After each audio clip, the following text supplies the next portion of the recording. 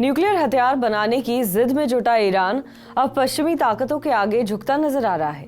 IAEA यानी international atomic energy agency board of governors की बैठक होनी है, जिसमें फ्रांस, ब्रिटेन और जर्मनी ईरान के खिलाफ निंदा प्रस्ताव पेश करने वाले हैं। लेकिन ईरान ने इससे बचने के लिए अपने यूरेनियम भंडार पर सीमा लगाने और अतिरिक्त IAEA निरीक्षकों को स्वीकार करने पर विचार करने का प्रस्ताव दिया है। ईरान ने हथियार स्तर के न्यूक्लियर भंडारण को सीमित करने का वादा किया है, लेकिन उसकी शर्त है कि बैठक में ईरान के खिलाफ निंदा प्रस्ताव न लाया जाए। इंटरनेशनल एटॉमिक एनर्जी एजेंसी के अध्यक्ष के ईरान दौरे के बाद एक IAEA ने अपनी खुफिया रिपोर्ट में कहा है कि तेहरान ने करीब 185 किलोग्राम न्यूक्लियर भंडारण सीमित करने के लिए तैयार किया है। साथ ही वो 4 अतिरिक्त IAEA निरीक्षकों की नियुक्ति को स्वीकार करने के लिए भी तैयार है। यूनाइटेड नेशंस के सदस्य देशों को भेजी गई रिपोर्ट के हवाले से न्यूज एजेंसी रॉयटर्स ने बताया है कि ईरान इन 2 शर्तों को मानने के लिए तैयार है, लेकिन उसकी मांग है कि बोर्ड ऑफ गवर्नर्स की बैठक में तेहरान के खिलाफ कोई निंदा प्रस्ताव पारित नहीं किया जाएगा। हालांकि एक डिप्लोमैट ने रॉयटर्स से कहा है कि ईरान के इस कथित प्रस्ताव के बावजूद पश्चिमी देशों ने ईरान के खिलाफ निंदा प्रस्ताव लाने की तैयारी पूरी कर ली है। द वॉल स्ट्रीट जर्नल ने भी एक सूत्र के हवाले से फ्रांस, ब्रिटेन और जर्मनी यानी यूरोपियन यूनियन के इन 3 देशों के इस कदम की पुष्टि की है। इससे पहले हुए वोटिंग पैटर्न दिखाते हैं कि ईरान के खिलाफ पश्चिमी देशों की ओर से लाए गए प्रस्ताव आसानी से पास हो जाते हैं।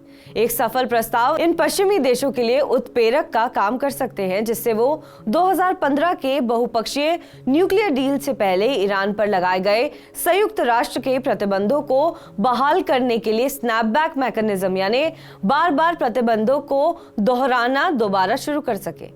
वहीं अमेरिका ने भी इस मामले में अपने यूरोपीय सहयोगियों का साथ देने की पूरी तैयारी कर ली है। अमेरिका के विदेश विभाग के प्रवक्ता मैथ्यू मिलर ने ईरान इंटरनेशनल से बातचीत में कहा कि वो ईरान को जिम्मेदार ठहराने के प्रयासों पर मजबूती से समर्थन करेंगे।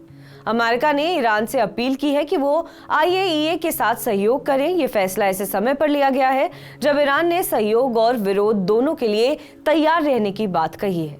ईरान ने एक और IAEA की 2 शर्तों को मानने का प्रस्ताव दिया है। साथ ही उसने कुछ दिनों पहले चेतावनी भी दी है कि अगर पश्चिमी देश एक बार फिर उसके खिलाफ कदम उठाते हैं तो वो इसके अनुसार अपनी नीतियों को तय करेगा। ईरान के विदेश मंत्री अब्बास अरागची ने ये तक कह दिया है कि अगर ईरान के खिलाफ बोर्ड ऑफ गवर्नर्स की बैठक में निंदा प्रस्ताव पारित होता है तो निश्चित तौर पर तेहरान जवाबी कार्रवाई करेगा। उन्होंने कहा है कि ईरान अपने न्यूक्लियर प्रोग्राम में उन नए बदलावों को शामिल करेगा जो यकीनन पश्चिमी देशों को पसंद नहीं आएंगे।